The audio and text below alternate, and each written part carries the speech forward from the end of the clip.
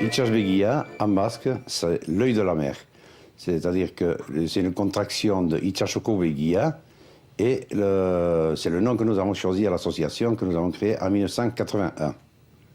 Cette association avait pour but de recueillir tous les plans et tous les vieux documents qui pouvaient servir à faire plus tard un musée. Nous sommes partis de cette idée-là. Et nous avons petit à petit avancé. Nous avons débuté à 5 et nous sommes à 40 maintenant.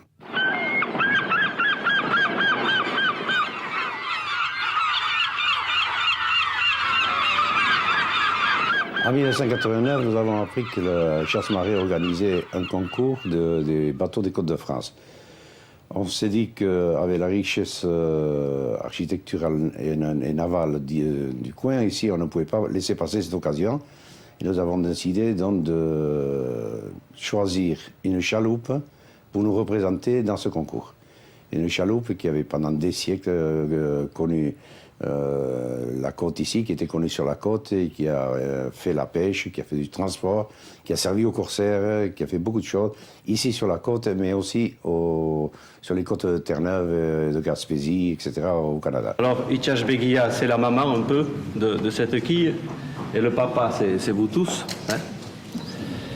Et peut-être les enfants, mais c'est Marina, et puis de l'avenir et tous ceux qui embarqueront et qui montreront à Brest et ailleurs aussi que le Pays Basque avait un patrimoine important que nous ne sommes pas prêts d'oublier. Sur ces Chalupandia, Dieu sait s'il y a eu des pêches miraculeuses, mais aussi des drames. Et je veux rappeler ceux de Berméo, avec la fameuse tempête. Dieu sait s'il y a eu des prières aussi. Cette chaloupa a été un lieu de pêche, un lieu de courage, aussi un lieu d'amitié et un lieu de prière. Alors, croyants ou incroyants, mais je vous invite à vous unir à cet acte d'émotion, doublé pour moi parce que tout gosse, ma mère est de l'Ekeitio, et mon grand-père avait peint déjà des chaloupas Andia qui étaient au port de l'Ekeitio, et on peut se rappeler aussi ce qui était à Sokoa.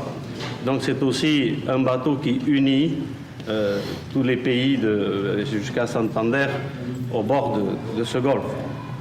Agur Maria, gracias Betea, yaunada surekin, benedicatua sare, emaste gozien artean, eta benedicatua da, zure xabeleko proitua, Jesus, Maria, seindoa, jainkoaren ama, egizu, otoiz, gu pekatorosentzat, orain eta gure eriotzeko orenean alabiz.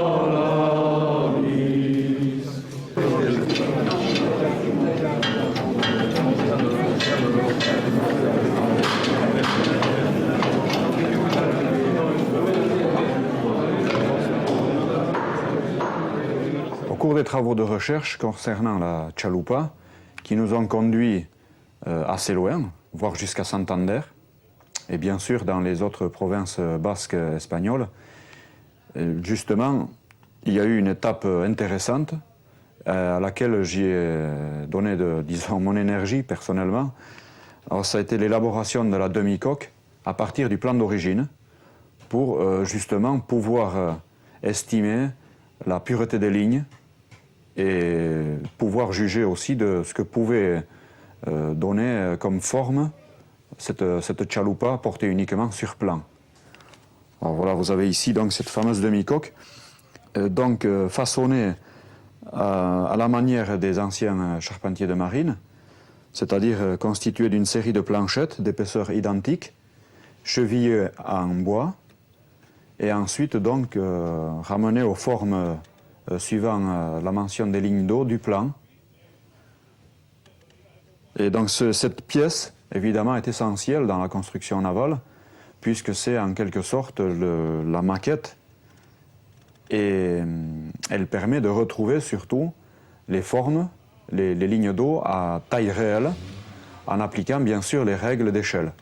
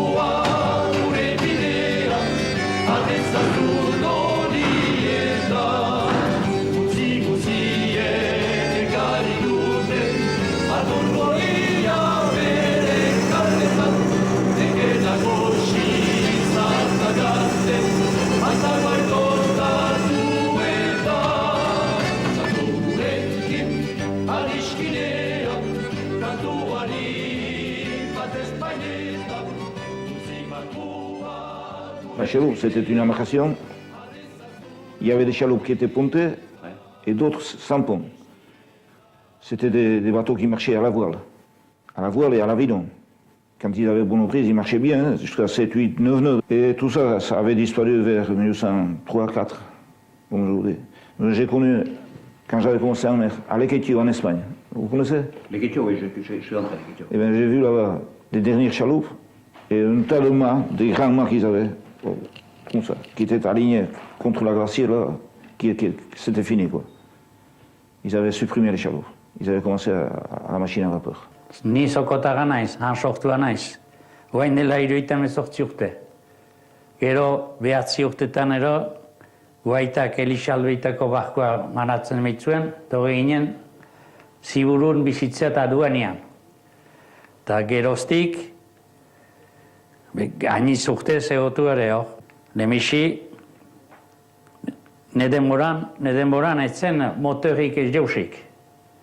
Beti arraunian ibiltzen ginen, lemixi batilbaekin, eta gero barkuekin. Barkua zien ikatzeko barkuak. Eta 14 urtetan abilatu nintzen. Arrantzale gehienak jokotaga ziren. Donianen arrantzale gutxi zen. Eta jokotagaiek hainitz etorria ziren, Ondagabitik eta kanpoko erritik etorri ziren, unat, Karlista demora.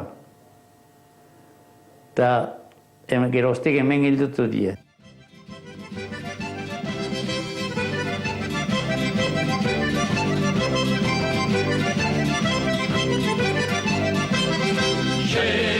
Segi, gure bizi moteari, ez egin kasurik atxuelerari.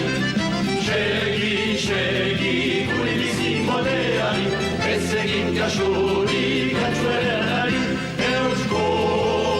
Eskotarak ira, amaite dugu baberira, eskoleria. Eskotarak ira, amaite dugu baberira, eskoleria.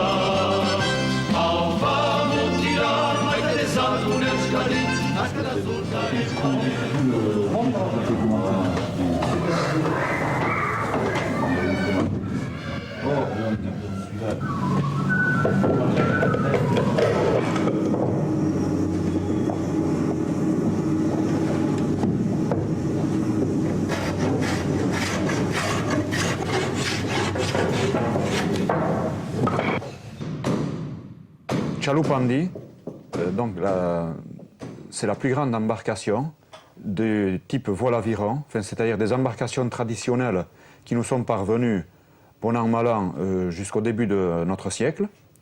Et cette embarcation donc se dédiait principalement à la pêche à la ligne, soit à la ligne droite, à la palangre, ou aux lignes traînantes en été pour la capture du thon.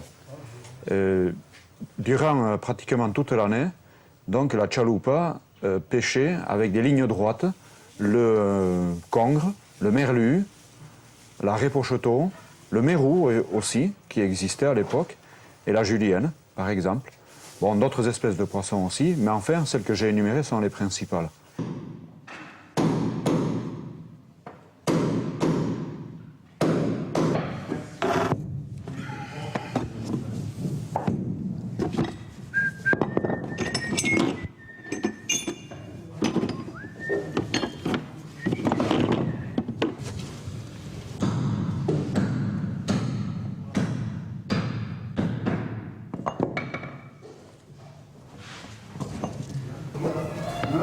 Bien un temps, je sais pas.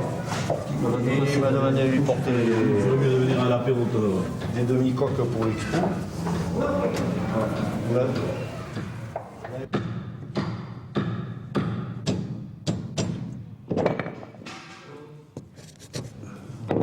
À partir de 1948, cette pêche-là a beaucoup changé du fait de l'introduction ici de la technique de la pêche à l'appât vivant. C'est une technique qui venait de la côte ouest des États-Unis, qui avait été ramenée ici par deux armateurs, M. Elissal et M. Pomereau. Et les bateaux de Saint-Jean-de-Luz sont très vite mis à cette pêche-là, parce qu'ils se sont rendus compte que c'était très rentable. Et on est arrivé ici à avoir jusqu'à 300-400 tonnes de thon sur le quai de Saint-Jean-de-Luz en attente d'enlèvement.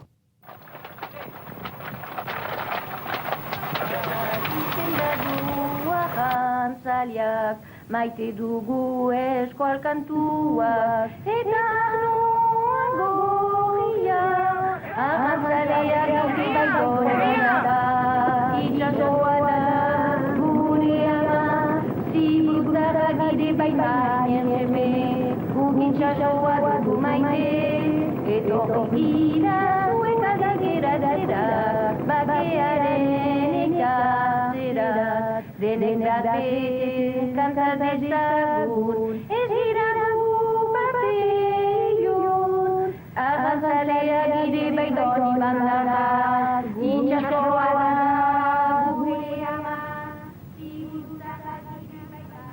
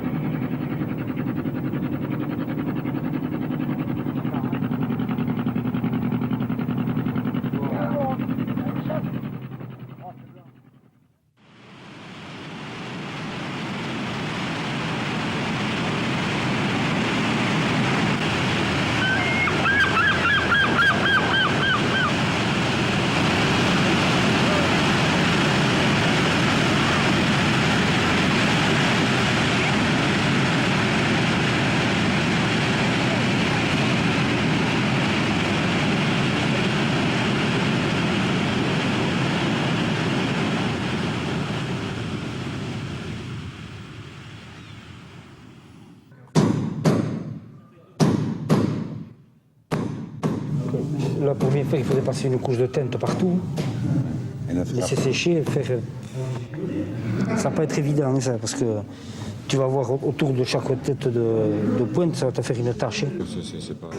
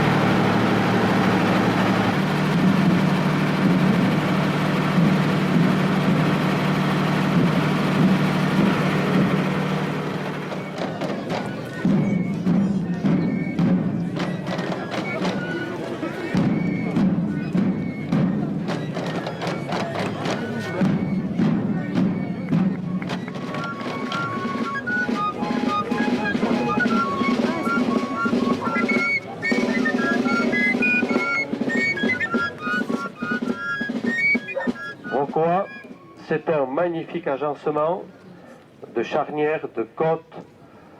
Comme on reconnaît le pays d'origine de quelqu'un, eh bien en mer, on saura. Non pas au costume ni au béret, mais à la voilure, au mât et à la figure élégante de ce bateau que le Pays Basque existe en mer aussi, qui n'est pas mort. À Brest, tout le monde saura que Brocoa, c'est notre chaloupe, la chaloupe biscayenne de pêcheurs basques.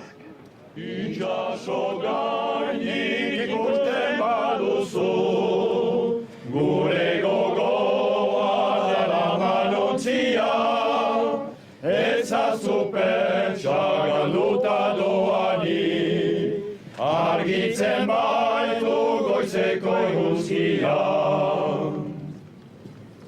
Hainbeste amez negareta zezio, ez du ekaitzak ondora botako, salbatuko da goizeko untzia, gaiaren mila egaka joaiteko. Arraun berriek eramango dute, bide zaradek azkartasonera, oial zuriek gaizea bildurik, gure arnasa biltzen den batera. Ez du ekaitzak ondora botako, salbatuko goizeko ontzia, ez dugu ekaitza ondora botako, salbatuko da goizeko ontzia. Ixili dago, gaia barrerian, utzi txuri poli bat, urraren gainean. Goizeko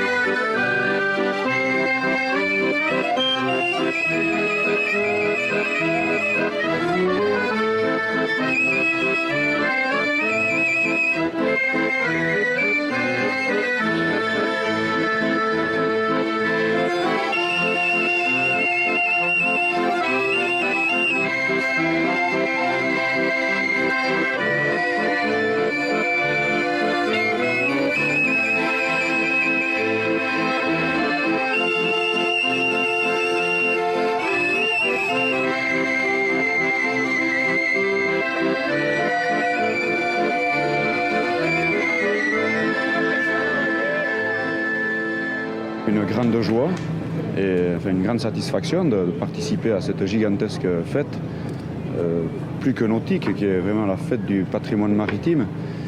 Et bon, ce qui nous sommes un peu tous fatigués parce que bon, cette fête sous-entend vraiment une participation du public extrêmement importante, de l'ordre du million qui est dépassé. Et c'est vrai qu'on était un peu perdu dans cette foule, un peu saoulé même par le mouvement de cette foule.